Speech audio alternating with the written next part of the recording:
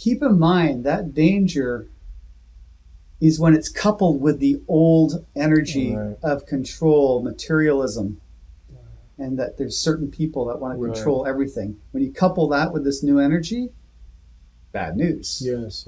But it's possible, and this is what I'm just going to keep aligning myself with the possibility. Yes. Future fulfilled. When the thoughts are calmly collected and the imagination is properly directed, the dots are easily connected. Welcome, ladies and gentlemen, to another episode of Connecting the Dots. I am here with, you probably recognize him from season 1, Michael Moon, Mr. Michael Moon himself. Thank you, brother, for being here. It's such an honor because we've met, years ago, but we've probably known each other for many lives. And I know that sounds so damn cliche in this new age. But yeah, man, Scorpio Moon, I feel like that timeless warrior. We've always been fighting the fight of the dissemination of the light kind of thing. And I don't know, can you relate? In the heart of darkness. In the heart of darkness, up against the powers that be. And it's I think like me, you can agree, being Moon and Scorpio, it's we might have been burnt at the stake for being the evil witch or priestess or what priest disclosing the stuff that wasn't allowed to be known by the masses. Well, it's interesting you start this whole podcast with that thought because those of us born our generation-ish, I don't know, can't remember in your chart exactly, but anyone that has Uranus opposite Chiron tends to have this witch burning karma that you're talking about, where they've stood up for something in the past and been cut down on some level, killed for it, or silenced. And so anybody that has that, in particular if it's lining up with other personal things, can really strongly feel this. So the Chiron-Uranus opposition was generational, but if you got the moon there, or in my case, I've got a bunch of planets on that place, it just makes it very real. Mm-hmm. And I've heard that from a lot of people in the new age. They feel like they're aware that in this age now, the age of Aquarius, where truth and knowledge shall take care of us, as says the prophecy, we have the opportunity to actually speak and share this information without having to worry that we're going to be burnt on the cross. So it's an opportunity now to... And it's an interesting juxtaposition because we can, but we know in the past, or we feel, it's not even knowing, but it's such a deep core soul wound that it just feels uncomfortable. And we're very lucky here in Canada that it is fairly safe to speak, but if you're in the Middle East or many places of the world, it's still dangerous, especially if you're a woman, and that energy is still alive, and it's very much being played with in the whole political polarization that's happening these days. Political correctness, which is what is it, communism or with manners? When you said a deep wound at the core, just really quick for maybe some of the audience here who aren't familiar with Chiron, can we talk a little bit quickly about Chiron? Because that's the centaur who has this eternal wound, right, through which the very medicine is found. Because it looks like an eye, apparently. It's So I will, because it does relate to the astrology of this coming time, in that Chiron, as we do this podcast, is exactly conjunct the North Node. It's conjunct the North Node. Okay. People that are only just getting into astrology, both those things might go. Right. But on North Node is where we're pointing, our true north, it's the arrow in the chart, and it's the arrow. It's the kind of line of destiny. So the nodes are where the eclipses happen. So wherever the nodes are is a very heightened energy point, because that's where the eclipses are going to take place that year, basically. Okay, thank you. That clarifies. Where the nodes are in the sky and the transits, that's what you have to think about. Because the eclipse is a huge thing, right? When they're like the new moon coming up. It's a new. Every new moon is the new month. Right. But the eclipses are kind of like the next year. It's the new moon of the next year. It's much deeper, more personal, and more. you can see its effects more in society versus the moon alone is more an internal emotional. Got it. Yeah, thing yeah, that yeah, doesn't yeah, affect. yeah. So with Chiron on the nodes, and I was actually born with Chiron on my north node. Oh, you were? So interesting. It's so that's a potent sign of the for me. time. Yeah, it's exactly. a sign of my time. So welcome, brother. Like, here we are. So just to speak on Chiron. Yes, please. It's a very personal. You can totally relate on that. It's people call it the wounded healers, if that's all it is. Right, but right. Chiron, that's what it's known as. At least it's what it's become known as. But Chiron as an archetype, in the historical mythology of it, was the teacher. The teacher, yes. So the teacher. The trainer of the heroes, not just teacher. Yes, exactly. So yes, I was going to say specifically. he's the king of the teachers. You know, the he's king like of teachers, yes. the wise sage, yes, elder. So yes. Chiron in the Greek mythology was the teacher of the Greek heroes like Hercules and Jason and Perseus. He holds all this knowledge and the ability to impart it, but in his teaching, he gets wounded by one of the arrow from his own student. And is poisoned. Yeah. It would normally dipped kill. in Hydra's blood. Yeah. It's an accident. You remember which student that was? This is very, very important. I remember because I could relate to this. It was Hercules. It was Hercules. And Hercules was... I thought it was going to be a trick. No, but Hercules was abusing the Dionysian wine. Right. Because wine goes as far back as beginning into festivity, right? Dionysius, it's festivity. This is about celebration. But he was, and this is where like the hero and why with great power comes great responsibility. And it seems like alcohol, it's always that like downfall. If it's not the lust for the woman that throws him off his path, like the sirens of the mermaids, right?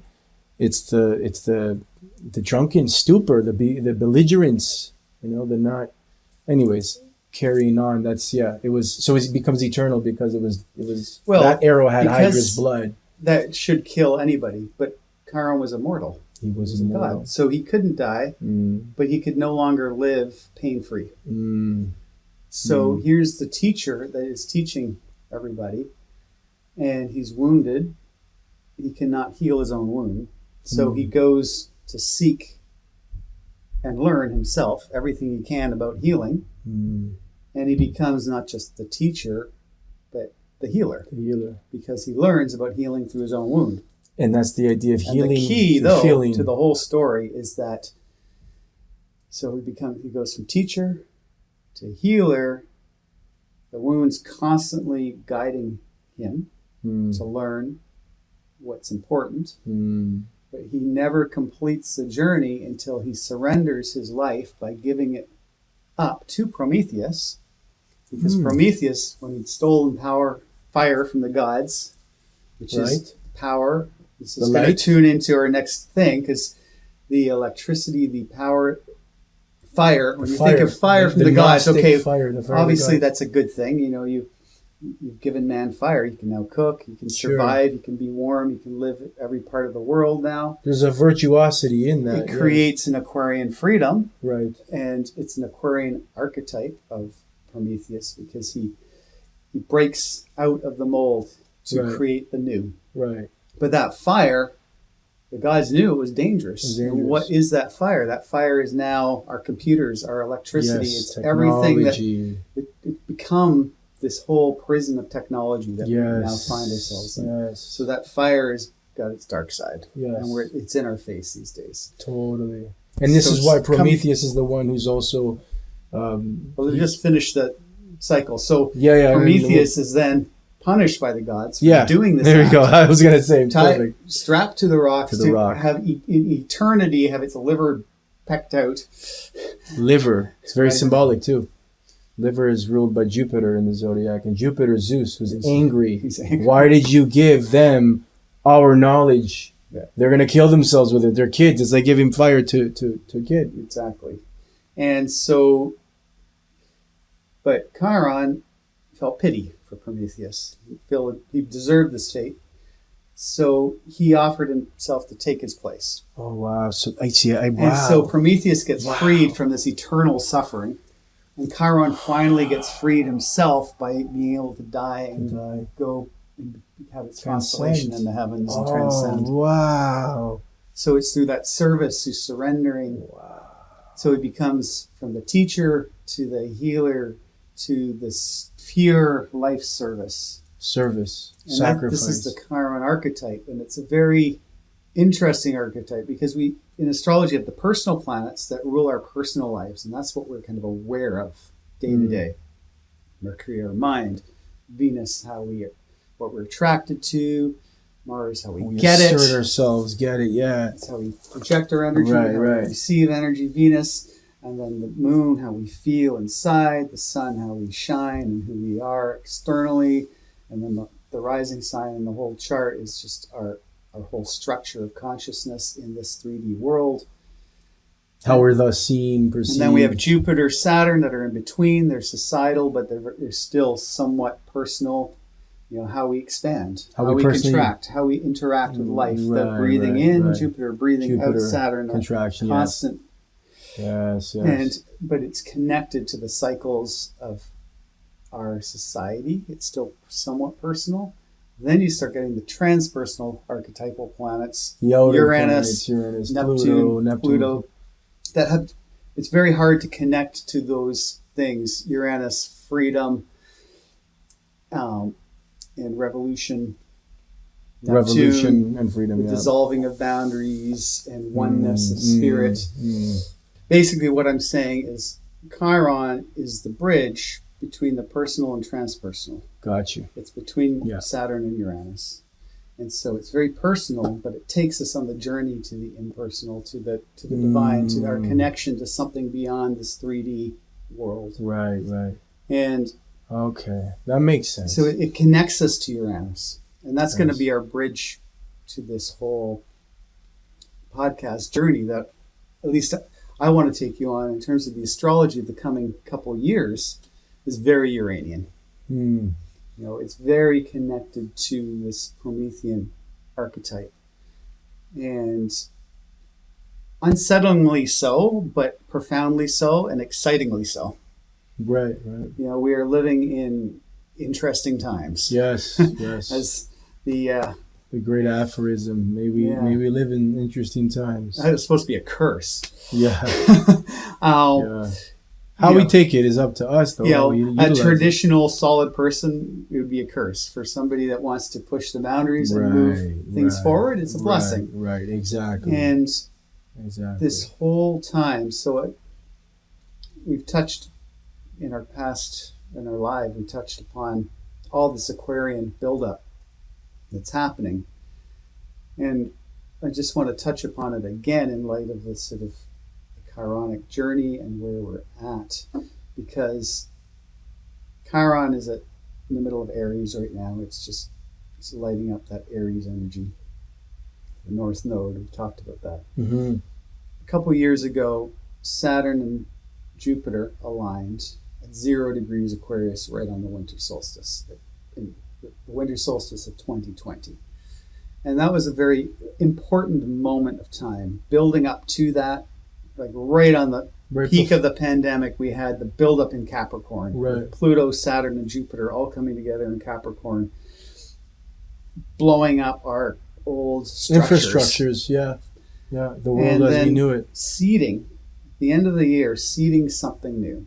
And if you go back and look at that year, how profound who we were before and after has shifted everything for a lot of us, if not all of us. Totally. The most key thing is that because we were all unplugged for a good year, and so we had to plug in digitally, like we are here. And of course, people were doing this before, but then everyone had to. Yeah, had to. And by the end of the year, we're all on Zoom, and we're all working in this whole kind of world of the digital connection. 0 point. Saturn, Jupiter, 0 degrees Aquarius. That's what that is. Now, Saturn and Jupiter are the clock of the sky. And that song I sang, that's what I was singing about. Right. And so as they come together every 20 years, like clockwork, it's the generations. So does the clockwork. The generations. Yeah. So we have these 20-year Yes. generations. But what's fascinating with astrology, or not astrology, with the astronomy, with the actual, our solar system and the way it all plays out from our position on Earth, Mm-hmm. is that this happens every 20 years.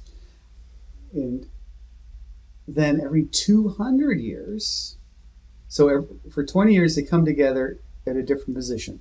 And just randomly, or not randomly, but they're always aligned for the last 200 years in an Earth sign. Mm. And It was in Taurus, no? It was all the Earth signs. all the Earth signs. Okay. So the 20 years conjunctions were always in an Earth sign. Each different Earth sign, each 20-year. Over the 20, for 200 years, the 20, For 200 years. So the 10 conjunctions Got it. were in Earth signs. We're in Earth signs for the last 200. Okay, got And it. then- Got you. They just moved into air at 0 degrees Aquarius, and now for the next 200 years, they will be in air Conjuncting signs. in air signs. For every 20 years, they'll be coming together again, but always in air. Always in air. This is a big shift in terms of our clockwork pattern of society. Mm. So 200 years ago, we started this last industrial revolution Right. cycle of the Right. material world building on oil and fuel and Right.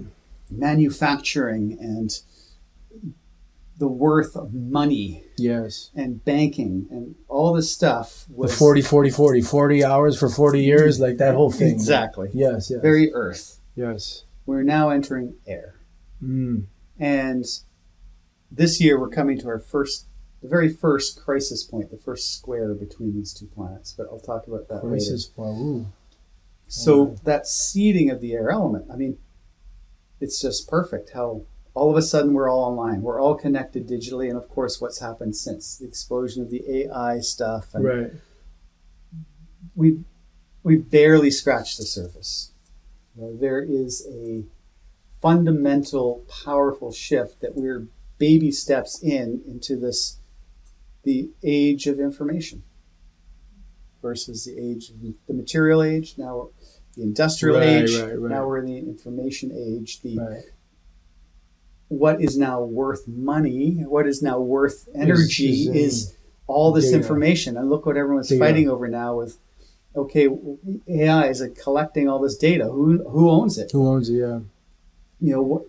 This Well, whole fundamental shift of our consciousness is Yeah. hugely up. Yeah. And where it's leading over the next couple years is now Pluto has just entered Aquarius pretty much for the next 20 years. Right. So another 20-year thing. So they came together 0 degrees Aquarius. It started this Aquarian seeding of a 200-year air cycle, but because it was in Aquarius, it has an Aquarian tint to it. In my mind, in my intuitive sort of sense of things. Okay. Then you have Pluto coming in for 20 years, another very strong Aquarian energy color of our generational movement forward. And these things really color this time as an age of Aquarius, not the age of Aquarius. What we talk about as the age of Aquarius is the precession of the equinoxes. Yes.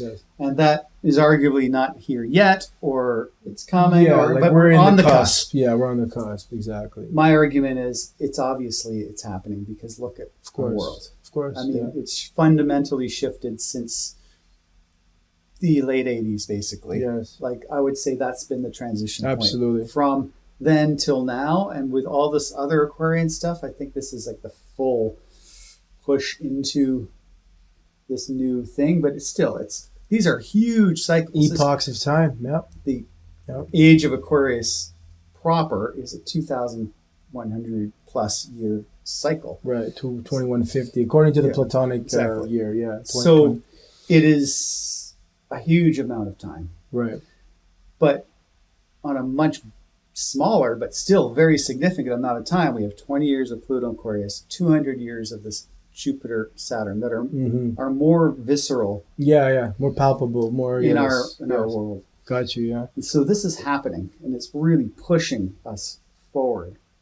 Yeah. You know, Pluto, during its time in Sagittarius, turn of the century, it was kind of what Pluto does when it enters a sign is it kind of brings that archetype forward, but also uncovers. It's the Lord of the underworld. So it brings what's underneath out, and so it can really expose stuff. Reveal. So Sagittarius is to be dealt with, to be processed. Super kind of like it's the teaching energy, but it's also like it's very overly expansive and it can be, so. The adventure. It's more about the adventure itself almost. And one of the things that was very strong during that period was a lot of corruption and religion came out to be seen. Like the evangelical. A lot of the evangelical thing kind of reached its peak and then kind of started to crumble because preachers yelling at people and stuff. And that's very Sagittarian. Like that's one expression of it, just to be quick. And then the last 16 years or so, Pluto being in Capricorn has been much more about exposing the structures of society and where they're weak and seeing the fundamental problems in the structures that and not only weak but where they're hacked. Like one thing I was going to mention real quick back, like that data information is it's more valuable than gold now, than oil and gold. And what is it about the scamdemic that just passed, which is just around that time, right? Just that we talked about 2020, peak of it. The end of that energy. So apparently there was a major subversion that took place though. Everyone going online, people who knew this information, who connected these dots from time ago, like China, had already foresaw that. So they had already created Zoom. And when we were all going on Zoom and having free accounts, they were collecting every single thing, voice recognition. Apparently, even a lot of the scamdemic was the war of like who's going to own the data. Because you asked, who's going to own the data? Apparently, these guys, China, who've already got the social credit system and all that stuff. And I know this is racy stuff to talk about, but whatever, man, this is what we're doing. We're trying to connect the dots. But like between Zoom and then now TikTok, you have all these algorithms and stuff, and it's actually all owned by China. But it's important to separate things and not bunch it all together because it's easy to kind of get freaked out. And fear I'd say. Is the one, if any of whatever's going on, the one thing they'll love is you being in fear. That's right, yeah. So they feed it. Yeah, they feed off of it. Sorry. And in my intuitive connection to all this, and one of the things I really am passionate about imparting here is that some of this transition is natural. It's meant to happen. It's not some conspiracy. It's just, it's being used just like the powers that be are always trying to use what's happening for their own benefit. Right. And they're smart and they're definitely, of course, there's machinations going on all over the place. There always has been. But the bigger shift here is beyond that. And we can ride this. If anything can break through that energy, this can. Yes. But it can seem, because it's such a strong fundamental shakedown shift, it can seem like it's being hijacked and it's going in these certain directions. Right. But the key thing is, as it's an Aquarian time, so it's of the people for the people, and it's also about the individual bringing something new in. And so the old energy is to like, there's power over, and we gotta fight it or be serfs, or that's very Capricorn. Right. And so that's a shadow of Capricorn. Because Capricorn's ultimately one of those misunderstood signs. Capricorn is for our children's children. Yes. It's like to 7 generations, as the indigenous called it. Exactly. Yes. So it's sustaining something. And building infrastructures that will sustain. Yes. Exactly. And it gets mixed up somehow with the Jupiterian energy of overexpansion. And ambition. Stepping on people and ambition. Exactly. So it's kind of this mixture of the Sag Capricorn and this dark way. Yeah. Because it does rule commerce, and that's the nature of business. Like, it's okay. You can step on your brother's head to get up that mountain. But no, it's not just that. That's the vice of that. Yeah. So just to understand that we are moving into a whole new, and of course these powers that be are trying to monetize it. That's what they do. And they're trying to manipulate.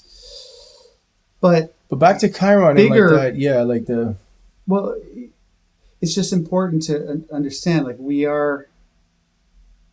need to align with that Promethean and Chironic kind of energy of doing what we need to do anyway. That's it. It's like... That's it. And sometimes it's about fighting it, sometimes it's surrendering to it. But it's like we're moving through a shift together. And we're never going to be able to go back. Like we are now moved into this age of information. And we can say that it's this or that or it's wrong and AI and like it's all being manipulated. And again, imaginations are happening. But there's also something beautiful happening. Sure. And so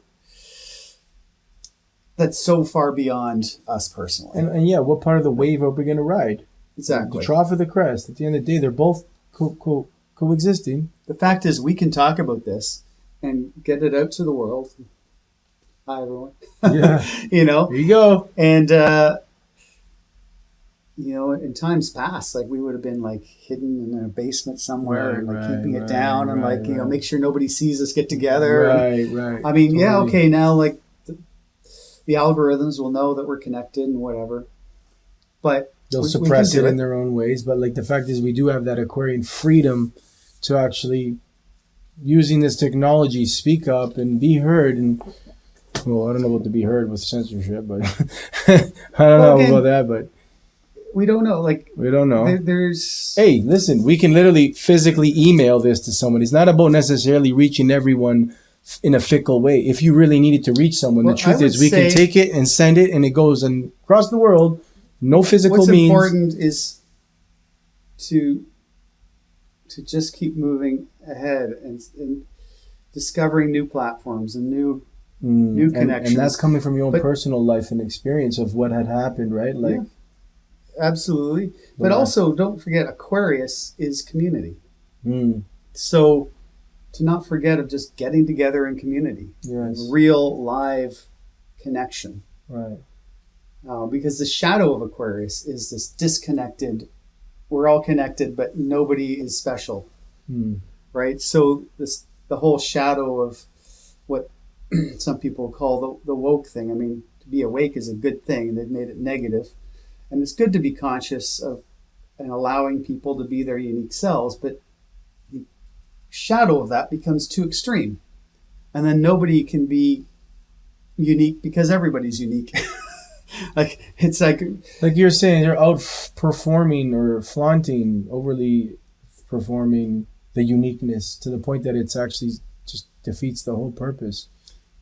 You're so unique, you wouldn't even be having to turn up anything. You would just be... the whole creator culture thing, and even what we're doing, everybody needs to say something and be special and be the one to say it first, and so people start making up more and more wacky stuff that becomes more and more extreme. Yeah, the say it first thing is crazy. It's like everyone has said, wisdom, there's nothing new under the sun. It's the same with music. There's only so many notes and combinations. And the danger of that, it's really key here. Everybody's scrambling to kind of get it out and say it and be the one to say it, and it waters down. Yeah. All the essence. I've been around a long time, and you have been. You're like the OG of the New Age community. Not the New Age. You're the OG of what it means to be community, spiritual communities. Well, back in the day, in the early '90s, when I was kind of in. There was all these little pockets of beautiful little, get together and be like 12 people or 20 people, and it would be meditating together and exploring together, and part of many different groups like this. And it was incredible. I've had so much magic of these beautiful little groups, and doing the music that I do, invited to do music for all these things, and being a part of all these little communities through my life. Right. And it's amazing how that has shifted over the last 30 years. So at first it was just very small, very intimate, very still more of the kind of hidden knowledge sort of feeling, and yet very, there was a beauty to that of realness. Like everybody was very... A realness to that is the beauty, there was an authenticity about that. and earnestness. Earnestness, yeah. And then it became bigger and bigger and bigger, and it was getting really exciting because it was like it started exploding into the culture, and there's more and more things. But now it's so bigger and bigger yoga pants, it's like flashier and flashier accessories. Itself with the materialism coming in, that everybody's got to kind of... It becomes monetized, and it becomes diffuse. And if not even monetized, it becomes, we just talked about this, about the narcissistic supply. Right. Some people say, I don't do it for the money. I barely made any money. Yeah, right. You're doing it for the attention. You're doing it for the, what do they call the brag rights, right? Like this is also, let's not confuse supply. And real quick, in the Age of Aquarius, opposite is Leo. And is Leo not the narcissist of the zodiac? So we're also in the age of narcissism, and everyone wants to be... It has that shadow. Every side has its seen, opposite. and But Aquarius needs to be able to have the individual for it to shine. Like it needs that energy to shine. But without the attention, though. Without spiraling into too far into a negative path. But there is the shadow of the Aquarian time where it can... it's an air sign after all. It's very heady. People think of the Age of Aquarius as something very beautiful, but really, it's neutral. Everybody has a unique something to offer, really. And that, if astrology's taught me anything, it's that. When you look at this chart and you just see it right there in front of you, and you can just say to a person, "That's your unique genius," and they're like, "How do you know?" Like I always secretly like that, and oftentimes you're like, "Oh, really? That like." It's so easy, and it's like, yeah, but not that easy for other people, and so sometimes we forget what our genius is because it's the thing that comes easy. But we think it's got to be so hard, hard. Yeah. But there's the hard part is where we kind of the North Node, the Chiron, the Saturn. It's like the place where we do have to learn and work, and that's maybe not our genius, but that's our healing path. And that's equally in the chart. And we equally all have that. And so we each equally have a part where we've got wounds and we need to grow. And that's, again, different for everybody. So some people might need to learn how to express themselves. And other people, they express themselves too much. And they've got to learn to tone down and listen. Yeah. So the point being, Aquarius kind of evens the playing field. That's its kind of its particular archetype. Now, I really want to move on to where this is going, because it's not just we're moving into this Aquarian time and la-di-da, that's it. The first thing of note is this year, Uranus and Jupiter come together, which is often a spark of creative genius in the world where new inventions and things happen. And that being in Taurus can be some real grounded new technologies with this Aquarian energy and with the Uranian Promethean archetype lit up that can really come into the physical and do things like clean the oceans. Yeah, I was going to say. Clean the water. Yeah. Like crazy, incredible. Okay, technology's gotten out of control, recycling. And it seems like we're just going to go off a cliff. But what I see in the astrology coming is going to be such an explosion of technology coming. Because we have this Jupiter-Uranus connection this year.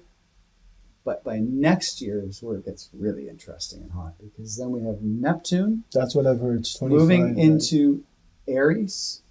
We have Uranus moving into Gemini. We have Saturn actually moving into Aries along with Neptune. Okay. So they're going to be 0 degrees Aries together. Pluto moves so slow, it's still going to be around 0 degrees Aquarius at that time. Still, yeah. Is this going to move forward a bit, go back? Uranus, 0 degrees of Gemini. That sounds so volatile. No? Volatile. That's so, the word that comes to mind when you Pluto, Uranus, Neptune have all been in feminine signs for the last long period of time, right, especially Neptune and Pluto, like for 15 years or so. Moving through Pisces, Capricorn, moving into Aries, Aquarius, and Gemini is a huge shift of energy. Holy. It's like releasing the lightning in the bottle. Yeah. It's like something breaks, something opens up. And the leaps forward that we're going to be taking are huge and super exciting. They can have an incredible evolutionary leap to it. But it's also very hot, and it can cause a lot of disruption to what we're used to. And a lot of people are afraid of war with it.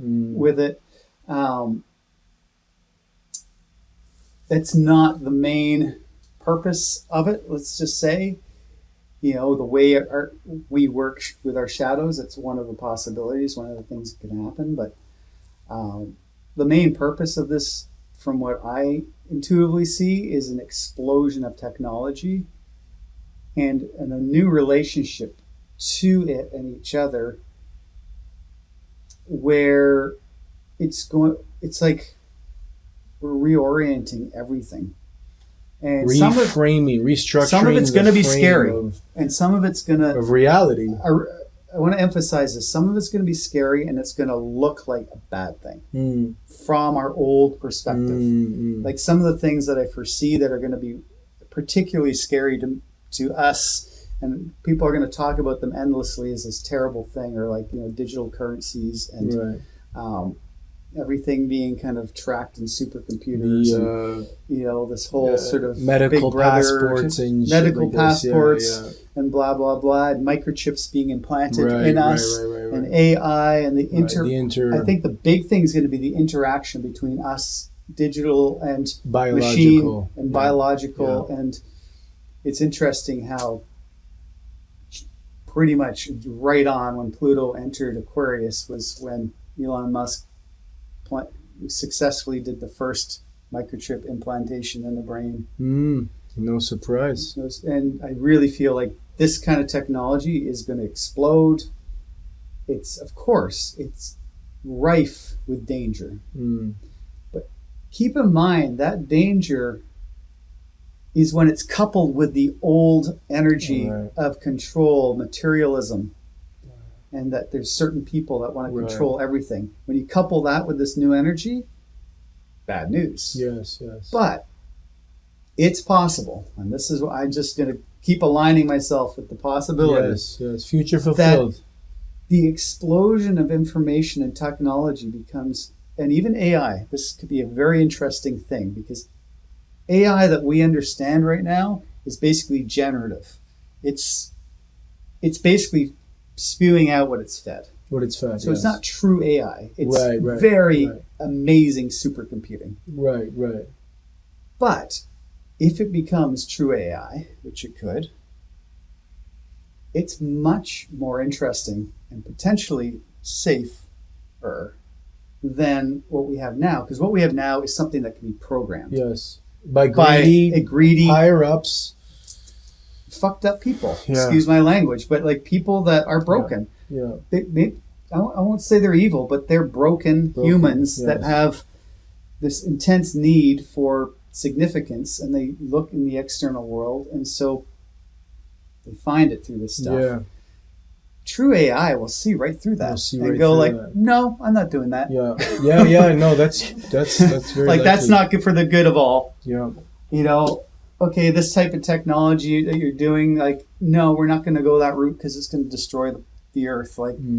So as a possibility, it's possible that this could go far beyond what we imagine to something actually quite amazingly beautiful in a way we can't imagine from where we are now. We're looking at, I think by the end of this 200-year cycle, we're in a whole other way of living in society. Yeah. Completely do.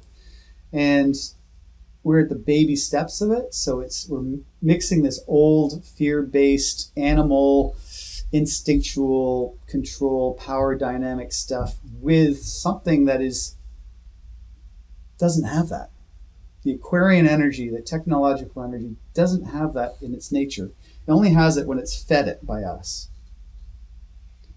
Otherwise, it's just completely egalitarian, Aquarian. It's just egalitarian, yeah, circle, round circle. Yeah. Not the triangle, right? Exactly. It's the circle. So it's kind of breaking that whole triangle down. So important to just keep in mind as the discomfort of change happens. I really feel like new ways of getting energy. It might not be quite the free energy we hope for right away, but that any suppression of that is not going to be possible after a while because it's just going to be so many people inventing it. Like it's just that 100th monkey thing. Like once the technology gets out, it just starts popping up everywhere and becomes normalized. Yes, 100th monkey effect. Real quick, for those who don't know, there was that test where they realized like the species of monkeys or whatever it was, a type of ape or a monkey was that when learned the pattern of how to do something, whether it was like peel this banana this way or whatever it was, then like the same exact species but on another entire planet continent was doing the exact same thing. Mm-hmm. Without being shown, without seen, without just all of a sudden exhibited the same behavior and had access to the same skill set. Yeah. And that's, I feel like, what's going to happen with the new free energy. It's just going to bubble up. People will be able to, with the resources that they can get in the local, store, create a Tesla coil. Yeah. The thing is, I don't know exact. All I can say is I am pretty sure we are going to, at minimum, have whole new ways of clean energy coming up that are so far beyond what we have now. Mm-hmm. That the technology, as the crisis builds on our planet, and we're very strange creatures. I mean, we are so adaptable and so amazing at working things out, and yet we're so freaking stubborn. Yeah. That we don't change until we have to. Yeah. And it's like crisis. We're at that point over the next few years where like it's crisis point. We have to change. Yeah. As a society and as individuals, like we can't keep going the way we're going. We're just going to go off a cliff. Yeah.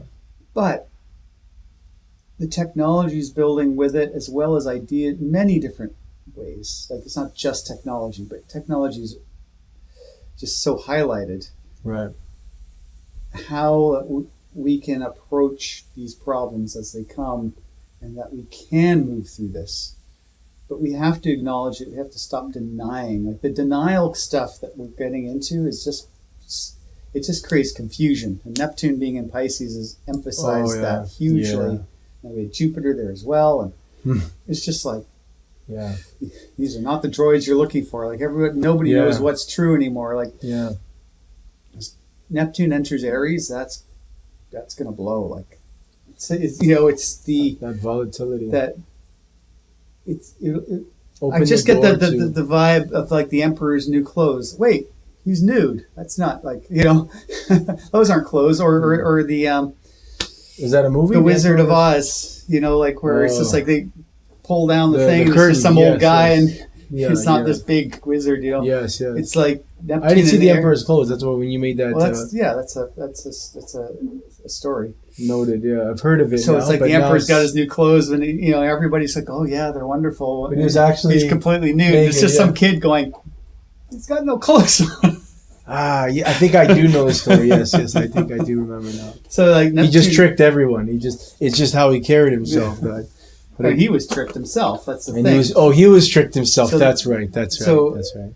And you see that like in the Trumpian kind of situation where people believe his lies because he believes his lies. Right. Like he's so good at it because he's so deluded that it just, you don't know what's real. I feel like where this is going is very Star Trek-like. Like the premise of the original Star Trek, where it's like humanity has finally found peace. and they're living in harmony with technology and each other, and there's no longer this old consciousness. And so we're able to join the Galactic Federation, Yes. invited to this galactic level of consciousness, and use our human nature, which is naturally to explore and grow and learn in a positive way, to explore and grow and learn about the universe and expand out there. And I think that's the possibility that we're heading towards. Like, that's the one I want to align with anyway. Right. The dark big brother, like, we're all tracked and all that. Yeah, it's up to...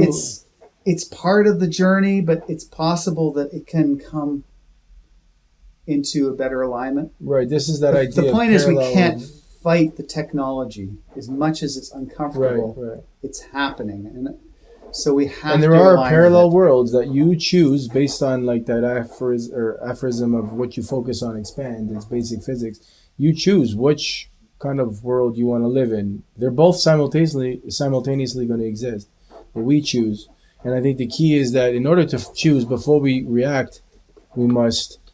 And I'm just going to kind of close it with this because we are coming to like a period of time where I'm trying to keep these like to a certain degree. Like, I know we all have such little attention spans also in this age, so it's good to stretch it. I believe I have no qualms. We will stretch you. Yeah. Open your mind, consciousness. And I think elongated time. They get it too. Like the average person who's watching doesn't come this far. They'll probably sit for another 3 hours.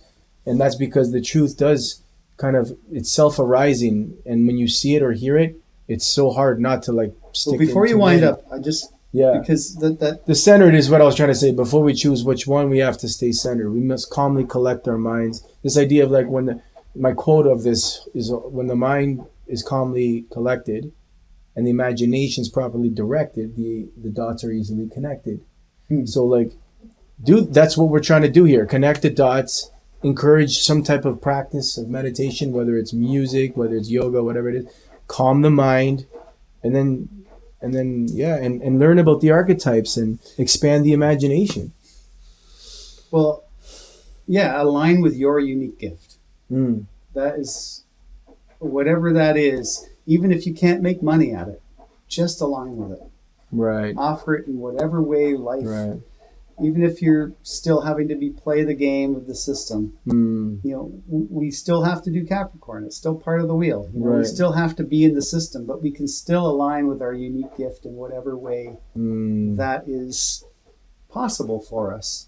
And things can unfold from that. And it doesn't have to be big. That's part of the Aquarian thing. Like, not everything has to be bigger than everyone else. It's it can be just intimate with the people you know. Yes. And those ripples, like, it doesn't matter if you seed something and then they get an idea, like, you can be afraid they've stolen it, and somebody else, oh my God, well, they're famous for it and I had that idea. Yes. But in the Aquarian thing, it's like, the idea got out.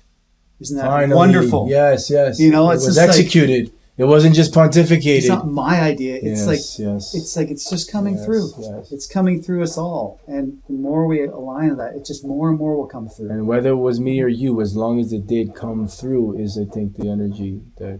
So it's like our antenna right now, especially with this new moon and just this general year. Let's say a couple of years, the next few years, our antenna is like super alive to this new energy, and it might feel very uncomfortable, but it's going to be very profound. And there'll be a lot of people getting insights and new inventions. And the other thing I wanted to mention around this, because we started with Chiron, healing. The new healing technology is going to be huge. Healing with vibration, with frequency, with energy, with again, that Star Trek thing, like when he just Bones has got his thing and he's putting it over the person and just reads what's wrong with them, that's going to happen. It reminds me of the tuning forks. You see a lot of the sound healing. There's these like big, massive tuning forks. And then being able to program. Okay, this is the frequencies that are off. Okay, we'll program the right frequencies.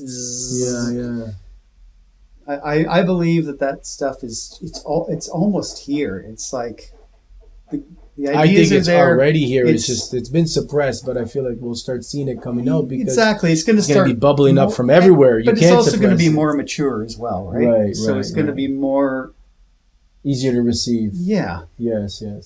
Through the struggle of getting it out, it's getting more mature. More people are adding in and getting inspired by this. And what if we do that? And it just becomes better. Right. Yeah. Well, yeah, I think like to also wrap up what we talked about earlier before off the record about having been an OG in this time, and I think so naturally. Where is your Uranus, your natal Uranus again? So I was born with Uranus conjunct Jupiter on my south node. Okay, so opposite my Chiron, so Venus on the north node. Okay, this exactly trining my Mercury at 0 degrees Aquarius. So I'm like now you blew my head off. But in the first couple of things you did, to me felt a lot like you came fit. Like if it's your south node, like you're familiar with this. This is a familiar time for you.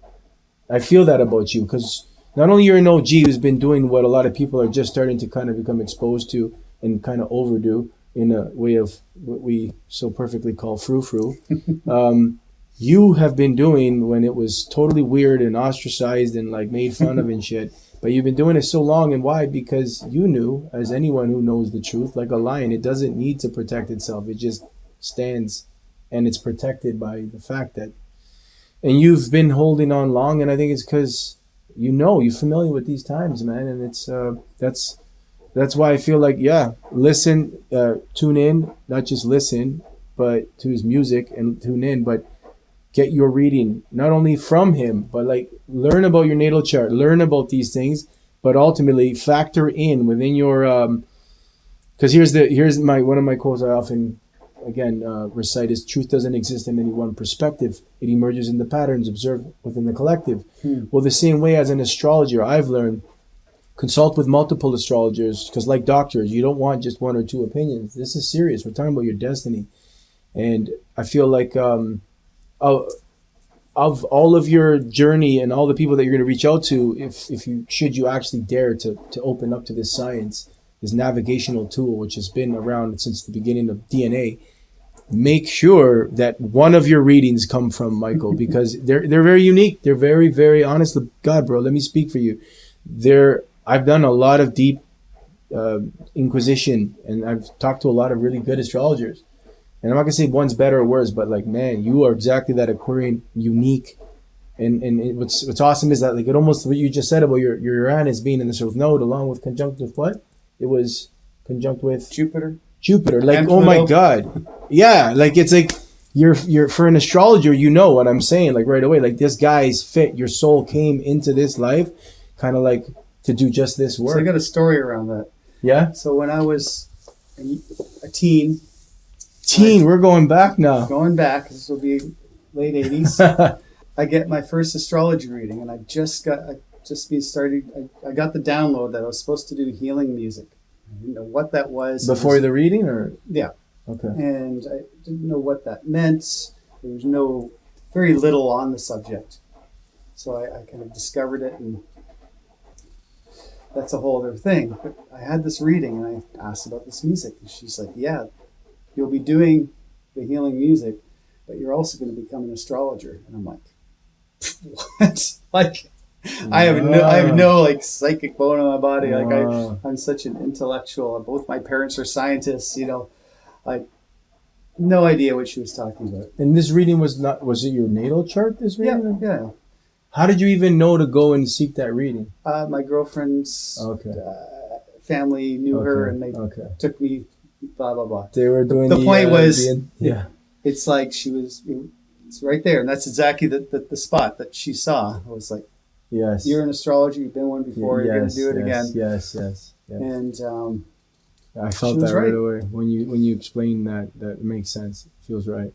We're going to have you back on. I hope you're willing to come by. It's not too far. Thank God we're geographically located, and even if not, I'd want to definitely have a consistent check-in with you, man. And thank you so much for coming on and sharing your knowledge and wisdom and guidance and just so vulnerable and authentically. Where do they find me? Where do they find you? Yeah, tell them your links and handles. I'll add them in the description and all that jazz too. But your music's on Spotify and all that jazz, right? It's slowly getting up there. Slowly getting up there. Good. But yes, it's there. TheTempleOfSound.com. The Temple of Sound on Instagram.